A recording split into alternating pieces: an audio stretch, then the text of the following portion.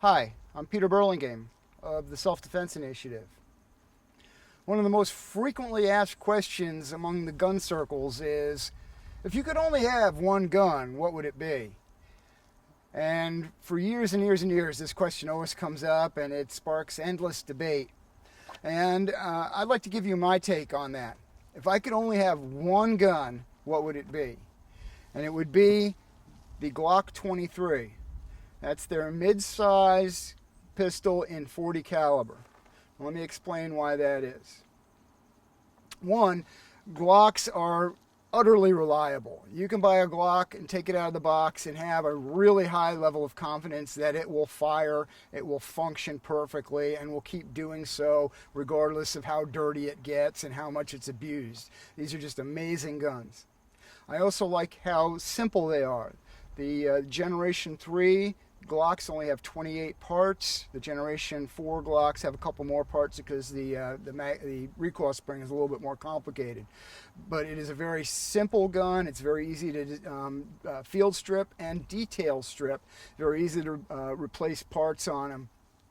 So for maintaining them and keeping them going over the long haul, Glocks are good for that. I like the operating system. It's a striker-fired double-action pistol, so we take a magazine, we load it, and we insert it, run the slide, you're done. No extraneous levers to deal with. You shoot it, get your finger off the trigger, reholster it. Simple. And when we're talking about a piece of equipment that may be called upon to save your life, simple is good. Now, why the 23 in particular? There's the Glock 19, which is the same size but in 9mm, and there's the Glock 33. Why the .40 caliber one? The reason being is that this gives me the most versatility. Because while it's in .40 caliber, and the .40 is an okay cartridge, sometimes .40 is not going to be available, or maybe it'll be too expensive. And if you think about situations where you may not have the normal availability of ammo, whether it's an election cycle like we've just had where, after the president got in, ammunition kind of dried up, or in the wake of a shooting and the worries about gun legislation pending, or it might just be a situation where there's been a calamity and people are panic buying ammunition and you just don't have the normal availability.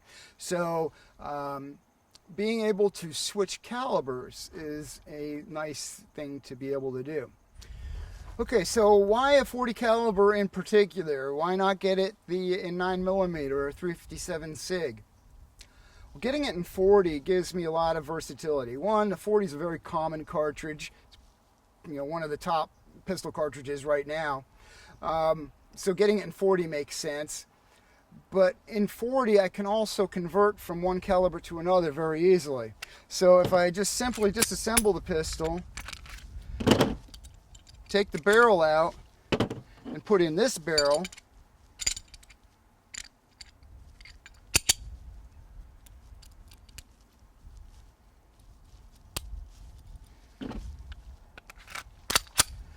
I now have a pistol chambered in 357 SIG. Now, 357 SIG is a great cartridge. I like it a lot. I like light bullets that are going fast. But it's a little bit on the pricey side, and it's got quite a bit of muzzle blast, so it's not for everybody. But maybe that's the only round I can find. Maybe Walmart is totally out of 9mm, maybe they're totally out of .40, but they've got that one box of 357 SIG. Well, because I've got that 357 SIG barrel, I'm good to go. And because the 357 SIG is based on the .40 caliber Smith & Wesson, I can use the same magazines that the .40 caliber does. All right, maybe I can find 9mm and I can find maybe some military surplus or something from Eastern Europe, and I can get a really good deal on it. Maybe I want a little bit lighter recoiling pistol for practice, or maybe I'm training somebody and I don't want them to deal with all the muzzle blast and muzzle whip of the .40 or the 357. So I can once again disassemble my pistol and put in this, which is a 9mm conversion barrel by Storm Lake, and made it with a 9mm magazine and my pistol is now shooting 9mm. Now, you can use the 40 caliber magazines to shoot 9mm, but you're gonna have some malfunctions here and there.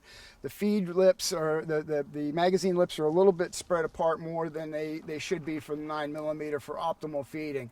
So yeah, it'll work, but it won't be perfect. So you're better off making sure you have some dedicated 9mm barrels, magazines. All right, so one pistol, I've got 3 calibers. We've got 40, 357 SIG, 9mm. Now, if I purchase a 22 caliber conversion kit, I can disassemble my pistol and just take this whole top end, put it on there with its special magazine, and now my Glock 23 is set up for shooting 22 long rifle. 22 is inexpensive, low recoil, low noise. There's a lot of benefits to that. If I'm teaching a new shooter, this is a good way to start. Start them off with a low recoiling, low noise cartridge, but it's in a pistol that's, maybe they're going to work up to a Glock, and it's using the same exact controls as a Glock because it is a Glock. Maybe you want to do some inexpensive training yourself with your normal carry gun. So I'm, like I said, using the normal controls. It's my bottom end of my Glock. It's got my trigger pull. So I can get a lot of good, realistic practice with this at lower prices and lower recoil. A word on that. Be careful of doing lower caliber, sub-caliber training because while it is less expensive and there are some benefits as far as recoil and everything like that, there's a disadvantage in that the lower recoil can let you get sloppy. And, maybe you let your technique slip a little bit as far as recoil control because you don't need to control the recoil, on the 22. I found that I spent a lot of time with my AR with the 22 conversion kit. Because I was having trouble getting 223 ammo, and then when it was finally available, I noticed that my technique had gotten a little sloppy as far as recoil control. So I'm all about using 22 conversion kits to spread out your training costs, but I highly recommend that in each session you end up using some of the full power ammo just to remind you what that's like. So once again, one pistol, 4 calibers. So we get the Glock 23. You can switch it up to a 357 SIG, 9mm with a 9mm conversion barrel, and then a 22 conversion top end will let you shoot 22 long rifle. Now, could you convert a 9mm Glock up to 40? No, and the reason being is the hole in the front of the slide that the barrel goes through is a smaller diameter for the 9mm than it is in the 40 or 357 SIG. So if you look at the 9mm conversion barrel, it's actually a bigger diameter barrel than the normal factory 9mm barrel to take up the space in the 40. You could buy the Glock and 357 SIG and convert down to 9 and 40 also. So if that's available, that's certainly an option. Let's give them a quick shot and see what they look like. Okay, so here's the Glock 23 in the 40 caliber that it was designed for.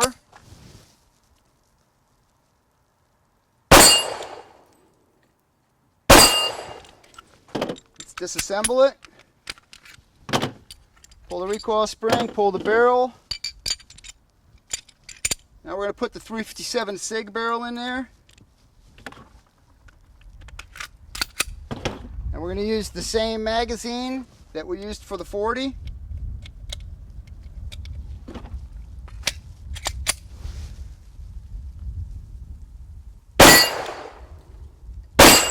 can see there's quite a bit more muzzle climb and muzzle blast with the 357 SIG. Once again, we'll disassemble it, take the recoil spring out. We're going to put in the 9mm conversion barrel by Storm Lake. Same recoil spring, same ejector, same extractor. And just for fun, let's put the 9mm in the 40 caliber magazine just to see what that's like.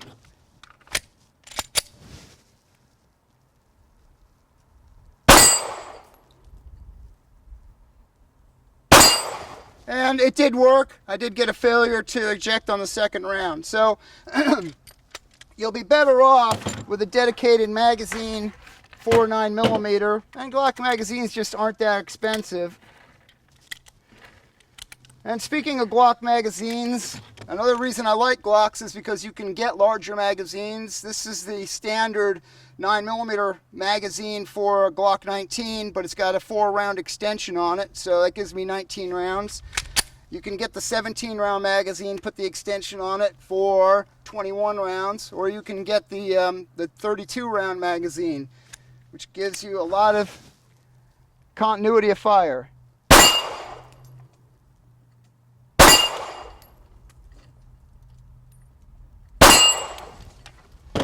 Okay, so works better with a dedicated 9mm barrel. Let's take the top end off, and we're going to put on the 22 conversion.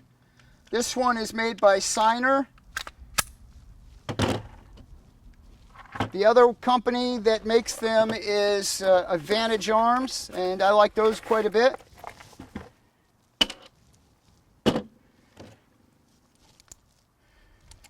Now, anytime you're shooting a 22 long rifle, you're probably going to experience a little bit of reliability issues.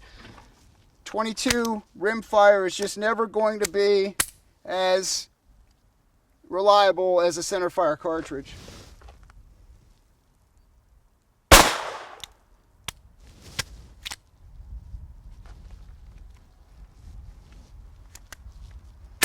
As you can see, we had a failure to eject there.